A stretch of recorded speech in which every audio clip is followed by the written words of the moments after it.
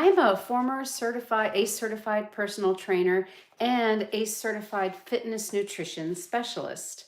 Now, one of the reasons I gave up my nutrition specialization is because I had to follow the old guidelines. So, if you're not a doctor or a registered dietitian, you have to offer people the USDA guidelines. And they were a lot of grains and a lot of things that I didn't eat to get off of sugar.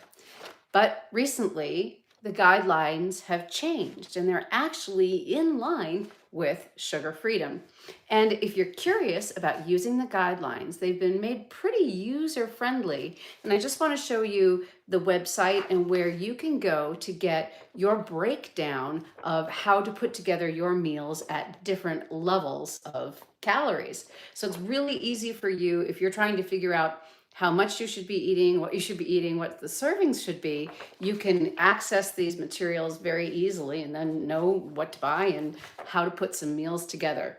So the first thing you want to do is go to the website, which is at realfood.gov, realfood.gov. And then you'll get a main screen, and then you can touch or click on, read the guidelines, and you'll get this screen here, and it has download this daily servings guide.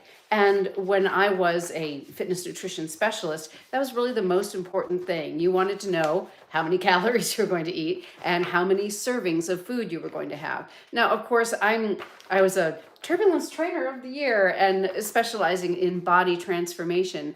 And what we learn if we specialize in body transformation is how important building muscle is, how important training is, how important food quality is. It really isn't all about calories in, calories out. That being said, it can be very helpful, even if calories aren't your main area of concern. It can be helpful to have a parameter. So I've been studying myself for many years. I'm just about 5'1", and if I am training and very active, I can usually eat about 1,400 calories a day and maintain my weight. In order to lose weight, I had to get more around 1,300 and increase my training. So I'm just going to talk to you today about the level of calories at 1,400, which would be for a woman about my size. So what we see here and what's different in sugar freedom is the only thing that sugar freedom would do that would be different from this guideline is we wouldn't have as much. There's a slice of bread on here, and I think servings of whole grains. We would not be doing the whole grains because for me, I am reactive to whole grains. Whole grains stimulate my endorphins and make me want to eat out of control. So I would have more servings of above ground vegetables. So what we see here, I'm going to go ahead and read it to you. So here's at 1,400 calories. So the protein foods you'd have between 2 and 2.5 servings. So what is a serving? Well, according to this, it's 3 ounces of cooked meat, poultry, or seafood, an egg, a half a cup of beans, peas, or lentils, an ounce of nuts or seeds, 2 tablespoons nut or seed butter, or 3 ounces of tofu. Now, here's the thing. Obviously, as the sugar freedom woman, I would not be doing the beans or the peas or the lentils or the nuts, but these are guidelines for everyone countrywide. And so there are people who are going to be looking for different protein sources. I'm going to be going with beef, fish, poultry, all of the poultries, and pork as well, because they don't bother me. So all of the proteins. And then the dairy would be a cup of milk, a 3/4 cup of yogurt, or an ounce of cheese. Now, of course, I would go for heavy cream there. That'd be the change. Vegetables, 1 cup raw or cooked, 2 cups of leafy greens. That's a serving. And the big thing with sugar freedom is the little modification that I would do. And you can go to sugarfreedom.com or catherinetraining.com to see my shopping list and the way I put meals together. The difference that I would make is I tend to stick with vegetables that grow above the ground.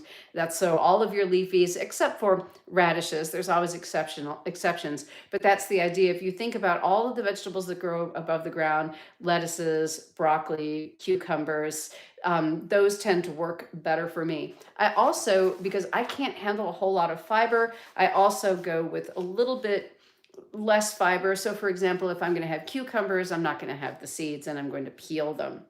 Then we have fruits. Now, this is interesting. You probably know if you follow my channel that I have been close to carnivore since 2018. So I'm only having fruits on very special occasions. I might have some berries or something like that. But the servings here on the guidelines are 1 cup raw or a half a cup dried. Probably wouldn't go with dried.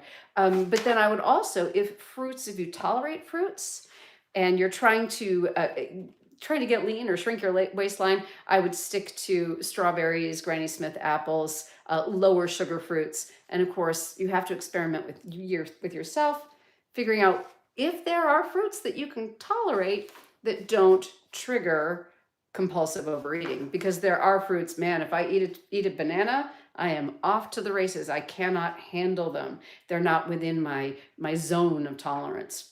Whole grains, I'm not going to eat them. I will admit that when I was overcoming obesity, so around 2010, I lost my overcoming obesity, was losing over 70 pounds and keeping them off.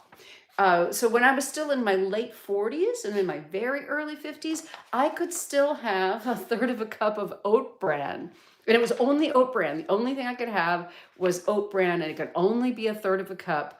But once I got through menopause, I couldn't tolerate any grains anymore. So they're not on the list. So it all depends on your tolerance. One of the things I absolutely love, though, which is totally in line with sugar freedom, is doing sugar freedom and the lifestyle I live, and also the way I cook and prepare food for my husband, who is more of a normie. He's not a sugar addict, but he does need to manage his carbohydrates for other reasons. The 2 fats that are right here on the list are olive oil and butter, which makes me so happy, especially Kerry Gold butter and extra virgin olive oil. I pretty much just use butter now because I eat animal based.